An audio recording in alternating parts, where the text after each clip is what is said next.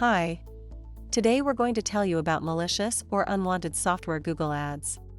We will also provide information about fixing account suspension due to malicious or unwanted software and how our Google partner team can help you with this question. Let's get started. What is malicious or unwanted software? Malware or unwanted software is an executable file or software created with the intent to deceive or negatively affect the user experience by causing harm to their computer, mobile device, or its users. Examples of malicious software: viruses, worms, Trojan horses. Examples of unwanted software: making changes to the user's system without consent, neglecting to use Google API appropriately.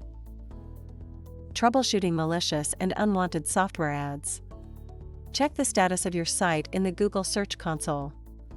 Remove any malicious/unwanted software and make sure your ad is not violating any Google unwanted software policy. Edit and submit. After editing your ad, Google Ads review all the contents of your ad will be reviewed, and if you pass, your ad will automatically start running. A warning 7 days prior to the suspension of your account will be sent explaining the remedial action that can be taken for you. But in case you missed the notification and now your account is suspended, here are 2 ways to fix your account. Click the link, sign into your Google Ads account. A step-by-step troubleshoot will guide you through your account suspension-related issues. Submitting an appeal. If you need help right away, the Google Ads appeal team is the place to go. Take note of the following points when going forward with an appeal.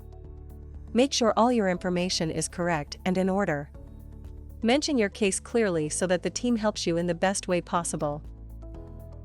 Hope you found the information useful. Don't forget to subscribe to our YouTube channel and check out our videos with other great Google marketing solutions for your business. Thank you. Have a good day. Bye.